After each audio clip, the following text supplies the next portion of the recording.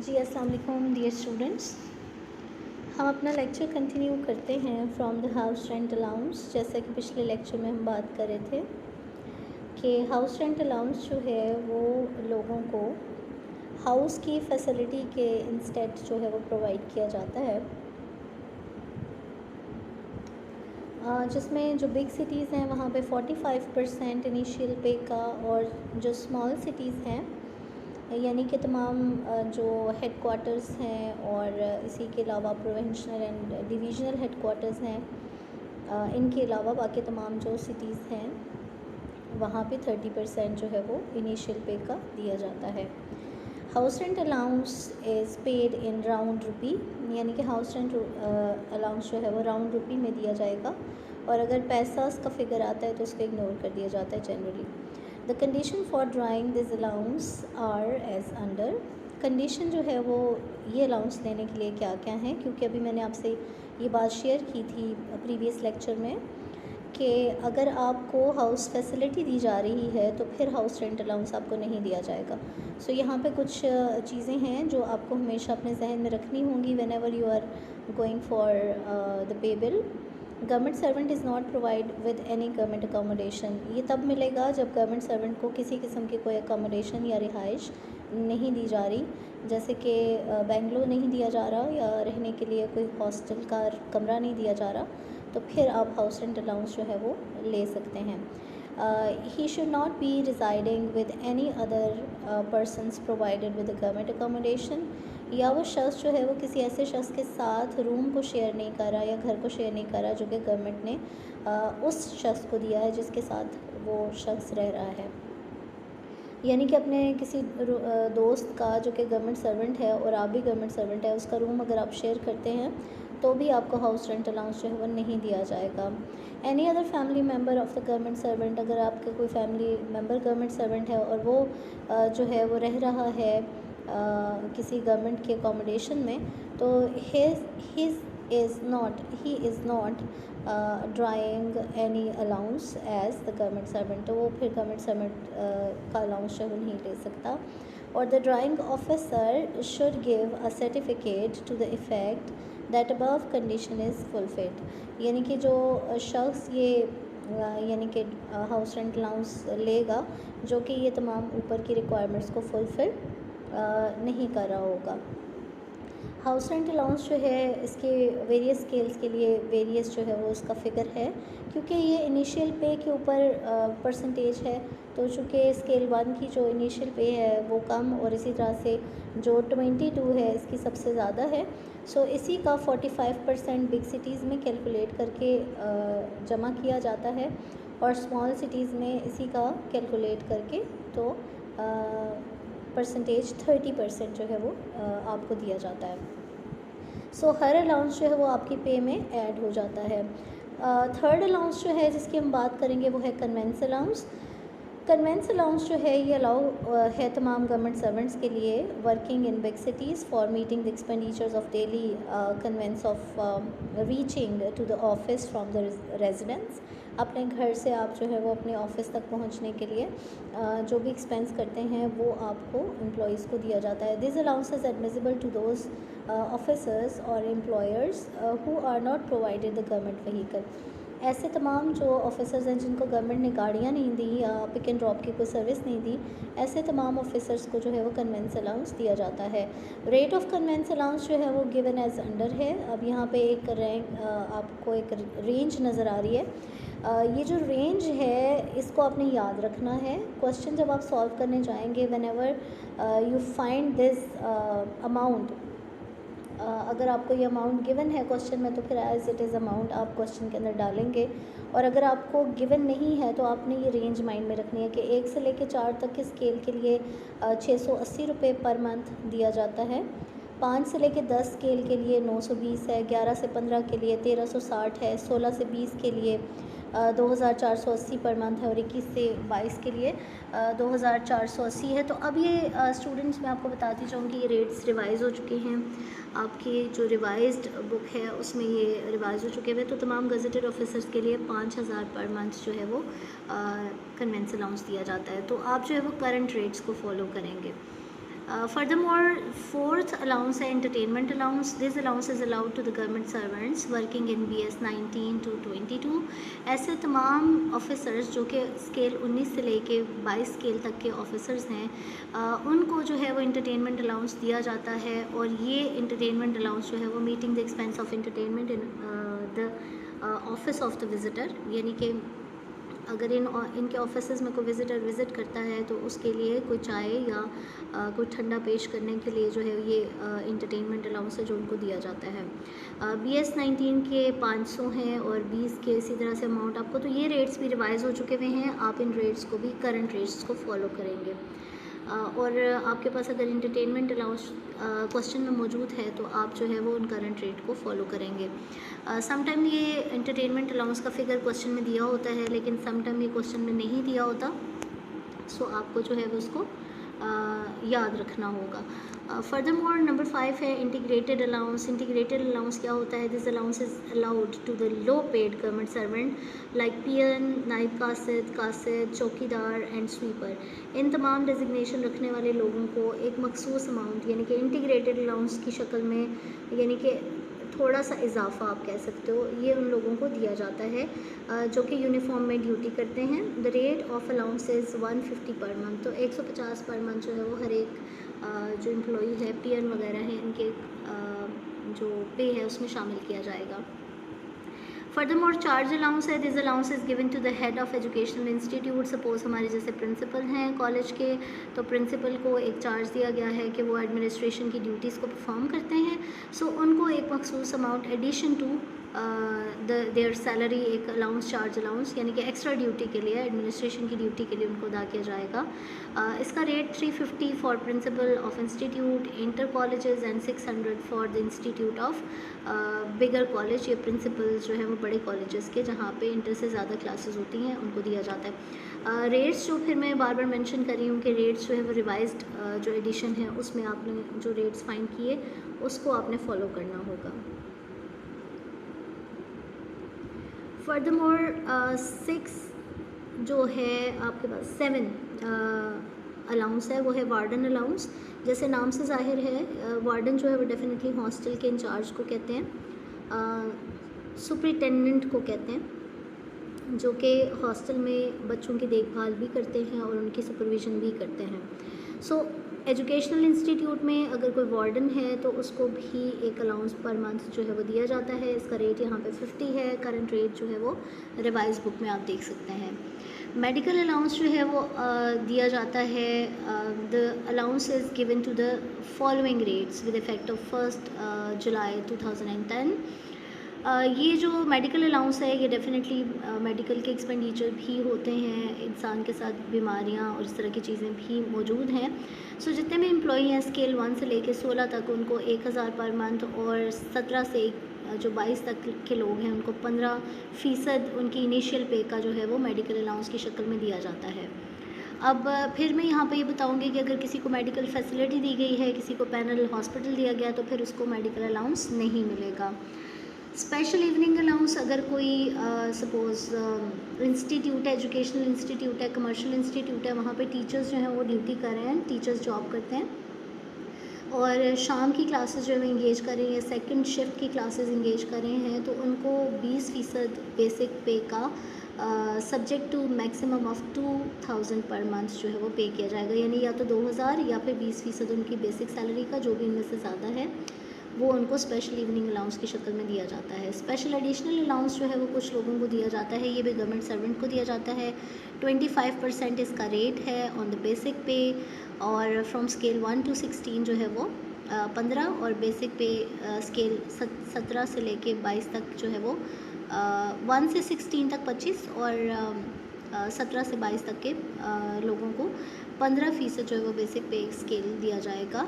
This allowance is fixed at the level of 30 जून 1999। अब ये special additional allowance जो है वो इन स्पेशल केसेस ही दिया जाता है।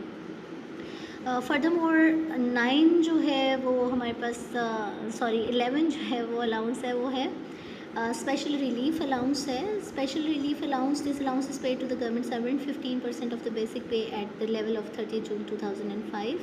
यानी कि मखसूस एडहॉक रिलीफ इसको कहा जाएगा। स्पेशल रिलीफ अलाउंस है कि किसी ख़ास मकसद के लिए, जैसे कि आप कह सकते हैं 2005 में जो है वो एक बहुत बड़ा नेचुरल डिज़ास्टर यानी कि एक ऐसा ज़िलज़ला आया था जिसने बहुत नुकसान किया था। So according to that special relief allowance जो है वो अनाउंस किया गया था 15% of basic pay. Furthermore ad hoc relief जो है वो दिया जाता है। ये एडॉक रिलीफ होता क्या है, पहले तो इसको अंडरस्टैंड कर लीजिए। एडॉक रिलीफ एक एक्स्ट्रा जो है वो आप कह सकते हैं हेल्प होती है या सॉर्ट ऑफ रिलीफ होता है। जैसे जैसे हमें पता है कि इन्फ्लेशन रेट बढ़ता है, आप देखते हो कि टाइम के साथ साथ जो है वो महंगाई बहुत ज़्यादा होती चली जाती है। सो महंगाई की इन चीज़ों को फेस करने के लिए गवर्नमेंट जो है वो समटाइम्स जो है वो एडॉक रिलीफ जो है वो अनाउंस करती है। और ये अलाउंस जो है वो 2009 में सबसे पहले दिया गया था, और उसके बाद फिर हम फर्दरमोर देखते हैं कि इसकी शरह जो है वो स्केल नंबर 1 से 16 तक मुलाजमीन के लिए 20% और स्केल नंबर 16 से 22 तक के लिए 15% है। एडॉक रिलीफ अलाउंस जो है वो इनको दिया जाएगा। The amount of special relief ad hoc relief is the same for each employee but recorded separately. उसके बाद जो है वो एडॉक अलाउंस है। एडॉक अलाउंस या हम डियरनेस अलाउंस कह सकते हैं। डियरनेस अलाउंस भी एडॉक रिलीफ ही की तरह होता है। ये गवर्नमेंट सर्वेंट को दिया जाता है 15% बेसिक पे का।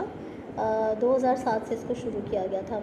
एडॉक अलाउंस जो है वो ये ग्रांट किया जाता है with effect of 1 July 2009 at the rate of 10% and 20% and 15% जो है वो बेसिक सैलरी का।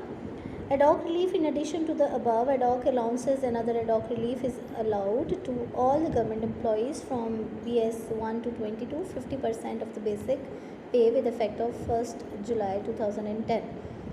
यानी ये एक मैं आपको फिर से बताती चली जाऊँ कि ये जो महंगाई का बढ़ना है इसको मीट करने के लिए ये जो रिलीफ अलाउंसेस हैं ये दे दिए जाते हैं।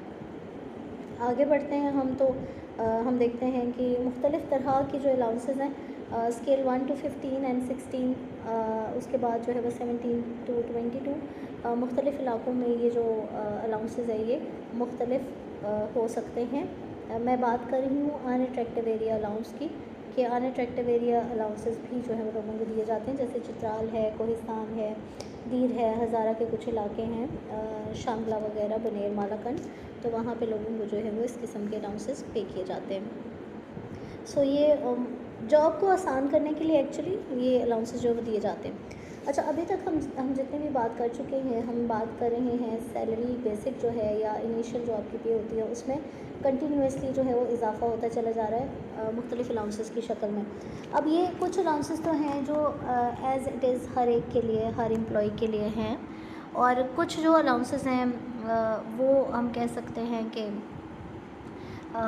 मखसूस किसी ड्यूटी को परफॉर्म करने के बाद, जैसे कि वार्डन अलाउंस है, जैसे कि स्पेशल इवनिंग अलाउंस है, ठीक है, जैसे कि चार्ज अलाउंस है, तो ये कुछ ख़ास केसेस में कुछ लोगों को दिए जाएंगे। फर्दर मोर हम बात करते हैं पे में। अभी तक तो हमने ये देखा कि सिर्फ जो है एडिशन हो रहा है, फिर फर्दर मोर उस पे में से कुछ डिडक्शंस भी होती हैं। अब ये डिडक्शंस क्या होती हैं? ये कुछ सरकारी मुलाजमीन की तनख्वाह में से कटौतियाँ होती हैं। डिडक्शन कटौती को कहते हैं, ठीक है, और हर कटौती एक ख़ास मकसद के लिए की जाती है। मुख्तलिफ़ किस्म की कटौतियों की शरह और उनके मकासद जो है वो मुख्तलिफ हो सकते हैं। जैसे कि हम कहते हैं कि टैक्स डिडक्ट होता है, फिर इसी तरह से जनरल प्रोविडेंट फ़ंड है एक, वो डिडक्ट होता है, इसी तरह से मल्टीपल चीज़ें। सो ये जो डिडक्शंस होती हैं at the end of your job, जब आप रिटायर हो जाते हैं, रिटायरमेंट ले लेते हैं, या आप को जो है वो जॉब से फायर कर दिया जाता है, या जो भी केस हो सकता है, उस केस में ये जो अमाउंट जो डिडक्ट हो रही होती है ये लमसम अमाउंट की शक्ल में आपको वापस मिल जाती है।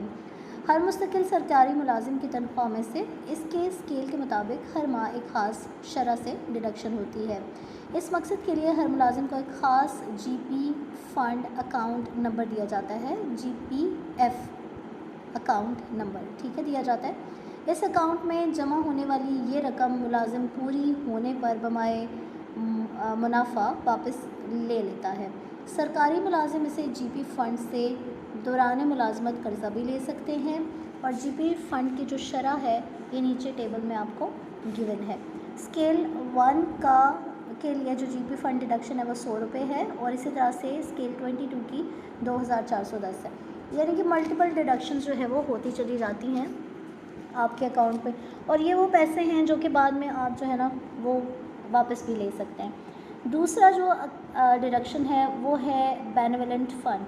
बेनेवलेंट फ़ंड एक ऐसा फ़ंड है, इसको हम बहबूद फ़ंड भी कह सकते हैं।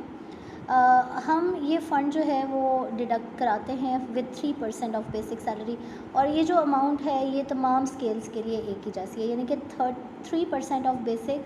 तो बेसिक सैलरी सबकी डिफ़र कर रही है, 1 की कम है और 22 की सबसे ज़्यादा है। सो हर एक की बेसिक सैलरी का 3% जो है वो माइनस किया जाता है।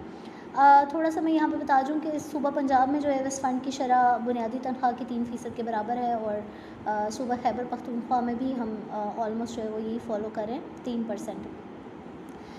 ये फ़ंड सरकारी मुलाजिम की फ़लाह बहबूद के लिए इस्तेमाल किया जाता है, और जब आप जॉब से रिटायर होते हैं तो बेनेवलेंट फ़ंड की जो डिडक्शन है ये भी आपकी उस जो अमाउंट होती है उसमें शामिल हो जाती है। फर्दरमोर ग्रुप इंश्योरेंस है। ग्रुप इंश्योरेंस हर एक जो गवर्नमेंट सर्वेंट है वो ग्रुप इंश्योरेंस स्कीम का मेंबर होता है, और ये जो ग्रुप इंश्योरेंस है ये मुलाजिम की दौरान वफ़ात, मुलाजमत के दौरान अगर मुलाजिम की वफ़ात हो जाती है तो उस सूरत में उसके जो वारिसेन होते हैं, वारिस होते हैं, उनको ग्रुप इंश्योरेंस की रकम जो है वो अदा कर दी जाती है। तो मुख्तलिफ़ ग्रेड के जो मुलाजमीन हैं उनकी जो इंश्योरेंस है वो हर माह डिडक्ट हो रही होती है। स्केल 1 to 4 की, तो यहाँ पे आप नीचे जो है वो नज़र आ रहा है पूरा रेंज मौजूद है, इस रेंज को आपने याद रखना है। रेट्स को जो है वो आपने ज़रूर टैली कर लेना है, करंट रेट्स को फॉलो करना है। 1 से लेके 4 तक के लिए स्केल के लिए जो है वो 45 से लेके 60 रुपये डिडक्ट किए जाते हैं। 5 से 10 70 से 130 जो है वो डिडक्ट किए जाते हैं। ऑनवर्ड बढ़ते चले जाएँ तो ये जैसे जैसे स्केल बढ़ता है वैसे वैसे अमाउंट भी बढ़ती चली जाती है। सो साथ में आपको रेंज में ये भी नज़र आ रहा है कि सम इंश्योरेंस इनकी क्या होगी, कितने पैसे काटे जाएंगे और कितने वापस मिलेंगे आपको। फर्दरमोर इनकम टैक्स है, ठीक है। इनकम टैक्स जो है ये भी डिडक्ट किया जाता है according to income tax act. आप जो है वो गवर्नमेंट जो है वो आपको चूँकि सैलरी देती है तो वो डेफिनेटली अगर आपकी जो सैलरी है वो टैक्सेबल इनकम को के रेंज को मैच करती है, टैली करती है, तो हर 12 महीने के बाद जो है वो आपकी सैलरी में से एक मखसूस अमाउंट टैक्स की डिडक्ट होगी, और ये भी डिफ़र करेगी। जो लोग टैक्सेबल इनकम ले रहे हैं, जिनके ऊपर टैक्सेस लागू हैं, तो उन लोगों को टैक्स अदा करना होगा। अब इसके भी रेट्स जो हैं वो डिफ़र करते हैं टैक्सेस के according to your income. Professional and trade tax है, this tax is payable by the government servant who are liable to pay income tax and are engaged in some profession like medical and teaching and etc. सो ऐसे लोग जो हैं वो professional या trade tax भी अदा करते हैं इनकम टैक्स के अलावा। उसके बाद जो है वो recoveries of the advance overdraft है। अगर आपने कोई कर्ज़ा लिया है गवर्नमेंट से, ठीक है, जीपी फ़ंड में से कोई कर्ज़ा लिया है या किसी और वजह से कोई ज़ायद रकम वसूल की है, तो ऐसा कर्ज़ा एडवांस किस्तों में वापस किया जाता है। ये किस्तें ज़ाहिर है आपकी सैलरी में से माइनस होती हैं, तो इनकी अमाउंट जो है वो आपके हर पेरोल में से डिडक्ट होती चली जाएगी हर महीने।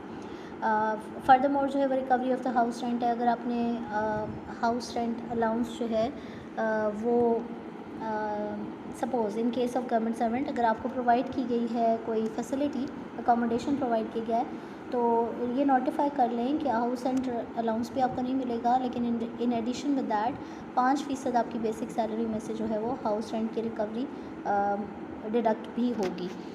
तो ये अमाउंट जो है ये भी डेफिनेटली डिडक्शंस में आएगी। और क्लेम फॉर पे एंड अलाउंसेस, कैसे आप क्लेम करते हैं, यहाँ तक तो ये तमाम जो है वो रिकवरीज थी। अब हमने ये देख लिया कि there are almost like allowances जो हैं वो मौजूद हैं आपके पास। 14 तरह के अलाउंसेस हैं, और इसी तरह से आपके पास जो है वो 7 तरह की डिडक्शंस हैं। तो यहाँ पे एक फार्मूला अपने पास जो है वो जहन में रख लें कि whenever you are going to यानी सॉल्व अ पे बिल और क्लेम करने के लिए जाते हैं, तो आप जो है वो पे बिल का फार्मूला बना सकते हैं। Pay bill is equals to basic pay, ठीक है, प्लस अलाउंसेस माइनस डिडक्शंस, यानी कि आप पे बिल कैसे जनरेट कर सकते हैं। बेसिक पे में आप तमाम अलाउंसेस को जमा कर दें और तमाम डिडक्शंस को माइनस कर दें, तो आपका पे बिल जो है वो जनरेट हो जाएगा। सो क्लेम फॉर पे and allowances, the claim for पे एंड अलाउंसेस, जब भी आप देखें, आप हमें ये पता चल गया कि इनिशियल पे होती है, बेसिक पे होती है, इंक्रीमेंट लगता है, अलाउंसेस ऐड होते हैं, डिडक्शंस माइनस होती हैं, तो ये हम करेंगे कहाँ पे। So these allowances and the government servants are submitted to the district account office. एक डॉक्यूमेंट है, एक पेपर है, एक स्पेसिमेन है, जिसके ऊपर आप जो है ये तमाम काम करेंगे और इसको अपने डिस्ट्रिक्ट अकाउंट ऑफिस DAO के पास जमा कराएंगे और वो जो है वो at the end of the month आपको ये जो क्लेम है ये फॉरवर्ड करेगा। अब इसका एक पूरा प्रोसीजर है कि कैसे इसको क्लेम करते हैं। अब चूँकि ये प्रोसीजर जो है वो फॉलो नहीं किया जाता, आपके जो पे बिल्स हैं ये एक सॉफ्टवेयर में ही बन जाते हैं और वहीं से ये आ जाते हैं, तो हम जो है वो इसके जो स्टेप्स हैं इनको सिर्फ वर्बली देख लेते हैं कि क्या है, और फर्दर मोर इसकी डेप्थ में जाने की हमें कोई ख़ास ज़रूरत नहीं है, हम प्रिपरेशन की तरफ चले जाएंगे। सो हर सरकारी मुलाजिम की तनख्वाह की वसूली के लिए इसकी माहाना तनख्वाह और दीगर अलाउंसेस का बिल बनाकर अकाउंट ऑफिस में जमा करा दिया जाता है। ठीक है। जिन ज़िलों में कंप्यूटर का निज़ाम राइज हो चुका है वहाँ तो ये बिल हर माह जो है वो बनाना ज़रूरी नहीं है, एक दफ़ा आपने उसको जनरेट किया बस वो जनरेट है। अब ऑलमोस्ट पाकिस्तान के हर डिस्ट्रिक्ट में हर एक डिस्ट्रिक्ट अकाउंट ऑफिस में कंप्यूटराइज सिस्टम मौजूद है, तो अब ये काम जो है वो कंप्यूटर बेस्ड ही होता है। गवर्नमेंट मुलाजिम जिस ज़िला में मुलाजिम हो उस ज़िले के अकाउंट ऑफिस से तनख्वाह ले सकता है, सिर्फ इतने अरसे का तनख्वाह का बिल बनाया जाता है जितना अरसा उस ज़िले में रहा हो। यानी जैसे अब हरीपुर में कोई काम कर रहा है तो हरीपुर में वो उस अकाउंट ऑफिस से सैलरी क्लेम कर सकता है। अगर वो यहाँ से हरीपुर से किसी और शहर में तैनात हो जाता है, ट्रांसफ़र हो जाती है, तो फिर ये वाला अकाउंट ऑफिस उसकी तनख्वाह नहीं बनाएगा बल्कि अगला अकाउंट ऑफिस उसकी तनख्वाह बना के उसको देगा। नंबर 2, तनख्वाह बिल के लिए एक फ़ॉर्म मुकर्रर किया गया है जिस पर बिल बनाया जाता है। जैसे कि मैं ऑलरेडी ये फॉर्म आपको दिखा चुकी हूँ और अभी हम वीडियो में भी इसके ऊपर जिक्र कर लेते हैं। ये मैं आप स्पेसिमेन आपको दिखा देती हूँ जिसमें बिल बनाया जाता है। कंप्यूटराइज सिस्टम में सिर्फ तब्दीलियों का फॉर्म यानी कि अमेंडमेंट फॉर्म कहा जाता है। तनख्वाह के बिल को हाथ से पुर किया जा सकता है और इसके ऊपर मुतल्लिका ऑफिसर के दस्तखत होने चाहिए। बिल पर महकमा के फंक्शन हेड और मुतल्लिका अखराजात के हेड, ऑब्जेक्ट हेड का इंदराज लाजमी होता है। अब चूँकि हम यहाँ पे एज ए स्टूडेंट इसको सॉल्व करेंगे तो इस तरह के कोई भी कोड्स जो है वो देने की हमें ज़रूरत नहीं है। बिल तनख्वाह और अलाउंस के मुकर्रर करदा मयार और स्केलों के मुताबिक तैयार किया जाता है जो कि तकर्रुर या तरक्की के वक्त मुकर्रर किया गया है। एक ऑडिट सर्कल जो है वो ज़िले से दूसरे ऑडिट सर्कल में तब्दीली की सूरत में आखिरी तनख्वाह का सर्टिफिकेट, लास्ट पे सर्टिफिकेट जारी किया जाता है। दूसरे ज़िले में इसको इस ज़िले में बिल इसी LPC के मुताबिक लास्ट पे सर्टिफिकेट के मुताबिक ही दिया जाता है। LPC what, last pay certificate, इसी के मुताबिक जो है वो आपको दिया जाएगा। So how to prepare the bill. Specimen हम इस बिल का देख लेते हैं। ये है जी पे बिल गजेटेड ऑफिसर का। ठीक है। ऑफिस ऑफ द यानी कि कौन सा ऑफिस है, name of the government servant, major function, minor function, detail function, pay slip, personal number and number of vouchers. हमारा इनके साथ कोई ताल्लुक़ नहीं है। यहाँ पे आप देख सकते हैं कि receive for the month of, तो यहाँ पे आप उस मंथ का, जिस मंथ की आप सैलरी बनाएंगे उस मंथ का यहाँ पे जिक्र करना बहुत ज़रूरी है। फॉर मंथ ऑफ अक्टूबर 2021 और फॉर द मंथ ऑफ सितंबर 2021 आपने यहाँ पे मेंशन करना है। फिर देखिएगा बेसिक पे जो भी अमाउंट होगी उसको आपने आउटर कॉलम में अमाउंट के नीचे लिखना है। स्पेशल पे अगर कुछ है तो इसमें ऐड हो जाएगी, टेक्निकल पे अगर कुछ है तो ऐड हो जाएगी, क्वालिफ़िकेशन पे अगर तो ऐड हो जाएगी, पे फॉर द कॉन्ट्रैक्ट स्टाफ है तो वो ऐड हो जाएगी, और उसके बाद आपकी टोटल अमाउंट, ये जो बोल्ड में लिखा हुआ है ये टोटल अमाउंट का कॉलम है। सो टोटल बेसिक पे आपकी इस आउटर कॉलम में आ जाएगी। लेकिन अगर मैं ये कहूँ कि सिर्फ बेसिक पे ही है और कोई स्पेशल टेक्निकल क्वालिफ़िकेशन पे नहीं है तो सेम ऊपर वाली अमाउंट ही नीचे आके टोटल बेसिक पे बन जाती है। फिर हम इसमें ऐड करते हैं रेगुलर अलाउंसेस, क्योंकि इरेगुलर अलाउंसेस का यहाँ पे कोई ज़िक्र नहीं है, हम इस बिल में ही उसको शामिल नहीं करते, इसलिए यहाँ पे सिर्फ रेगुलर अलाउंसेस ही को ऐड किया जाएगा। सीनियर पोस्ट अलाउंस है तो यहाँ आउटर कॉलम में जमा हो जाएगा। ये आपको 3 कॉलम्स नज़र आ रहे हैं ना, 0A 1201 ये एक कॉलम है, फिर दूसरा कॉलम आपको नज़र आ रहा है, ये भी खाली कॉलम है, तो इसको खाली रहने देना, यहाँ कुछ नहीं लिखेंगे। लास्ट वाले कॉलम में आप जो है वो सारी चीज़ें डालते जाएंगे। रेगुलर अलाउंस में सीनियर पोस्ट अलाउंस है, हाउस रेंट अलाउंस है, कन्वेंस अलाउंस है, special additional allowance, qualification allowance है, जो जो अलाउंसेस आपको। तो अब मैं ये कहूँ कि ये हम बना रहे हैं किसी 19 स्केल के ऑफिसर का, तो उसको डेफिनेटली सीनियर पोस्ट अलाउंस भी दिया जाएगा, उसको हाउस रेंट अलाउंस दिया जाएगा, कन्वेंस अलाउंस दिया जाएगा, स्पेशल एडिशनल अलाउंस उसको नहीं मिलेगा, क्वालिफिकेशन अलाउंस उसको मिल सकता है, मेडिकल अलाउंस उसको मिलेगा, ठीक है, डियरनेस अलाउंस में भी उसको मिलेगा, एडॉक अलाउंसेस में एडॉक रिलीफ उसको मिलेगा, स्पेशल एडॉक इफ़ पॉसिबल, ठीक है। तो ये जो रिलीफ के अलाउंसेस है वो उनको मिल सकते हैं। अदर अलाउंसेस में अगर कोई और अलाउंस है तो ठीक है, अदरवाइज़ इन तमाम अलाउंसेस को ऐड करके आपने टोटल रेगुलर अलाउंस को ऐड कर देना। अभी ये बात याद रहे कि ये जो बेसिक सैलरी है इसके अंदर अभी आप अलाउंसेस को ऐड नहीं करेंगे। अदर अलाउंसेस में अगर कोई और अलाउंसेस, एंटरटेनमेंट अलाउंस क्योंकि 19 का है तो उसको मिलेगा। नॉन प्रैक्टिसिंग कोई allowance, medical allowance, charge allowance, कोई भी इस तरह का अलाउंस है तो मेडिकल अलाउंस भी उसको मिलेगा, इसको आप इधर डाल देंगे। टोटल अदर अलाउंसेस को टोटल करेंगे, फिर आपने क्या करना है, ग्रॉस क्लेम यानी कि कॉलम 1, 2 और 3 तीनों को ऐड कर देना है। बेसिक सैलरी जमा रेगुलर अलाउंसेस और जमा अदर अलाउंसेस, इन तीनों को आप ऐड करके यहाँ पे जो अमाउंट लिखेंगे वो ग्रास क्लेम होगा। अब ये ग्रास क्लेम क्यों है, ये नेट क्यों नहीं है? ये नेट इसलिए नहीं है कि इसमें से अभी हमने डिडक्शंस माइनस नहीं की।